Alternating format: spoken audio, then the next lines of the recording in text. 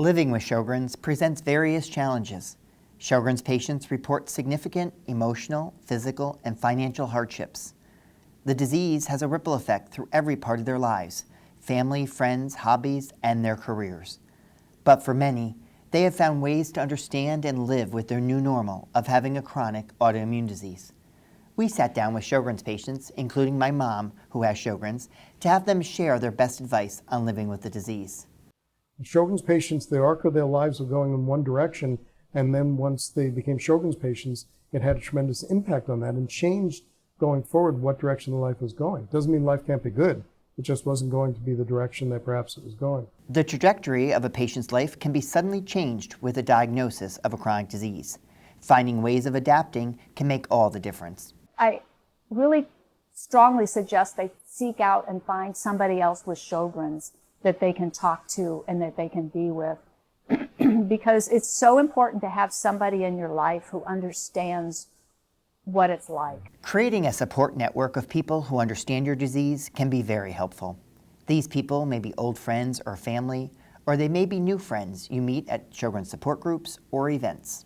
If you meet somebody with the same problem but who's a little further along with therapy and is starting to make progress, then you yourself as a Sjogren's sufferer may be able to see the light at the end of the tunnel. And I think that little glimmer of hope can really keep people going for a long time and be the first step towards turning the corner and changing your focus from illness to wellness. Taking control of your diagnosis by changing your mindset and expanding your knowledge is a great first step. My suggestion is, learn as much as you can about it. And now there's so many books. I mean, come on, there's so many books they can read. And they should read them because it's about them. So I would encourage, and I love to read, so it's easy for me to say that. But even if you didn't like to read, it's your diagnosis. You need to learn as much as you can. Beyond learning more about Sjogren's, patients must also navigate a world where others, including healthcare providers, don't always understand autoimmune diseases. People look at most of us and, we don't look sick.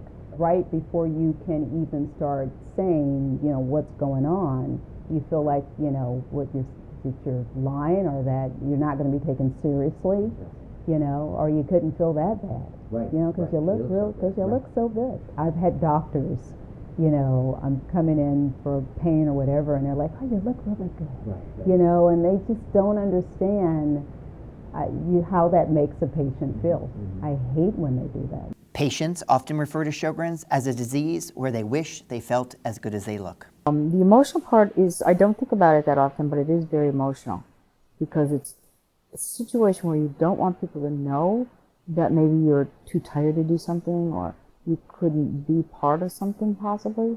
So you sort of have to have a circle of people really that do understand that you might cancel on them at the last minute because you're not feeling well. 74% of Sjogren's patients reported that living with Sjogren's adds a significant emotional burden to their life, including having a significant impact on their relationships with their family, friends, and spouses or partners. Also having a good relationship with your healthcare provider and being able to ask questions. Don't let that question go on and on and on. Finding healthcare providers that will work with you and that understand Sjogren's can make all the difference. It's also important to know how to build your own medical team because you are the head of your medical team, not your doctor. You are the head of your medical team and you need to orchestrate everybody. Being a proactive patient with your medical team is extremely important as you navigate the new world of having Sjogren's. Keep a journal, write down the doctors they see, try not to be negative about each thing that happened in their life because something might have happened anyways. Staying positive when faced with the adversity of Sjogren's can be a challenge. It's going to rain in your life, I'm here to tell you. I don't know how old you are or where you are in your life, but it's going to rain. And you have to learn to dance a little bit because you have to get through the rain. And there's going to be sunshine at the other end. Being diagnosed with Sjogren's can be daunting. From the symptoms and complications to the emotional and financial burdens, the disease can be all-encompassing. But for these patients, they have found ways to be partners with their medical team and proactive in finding coping skills.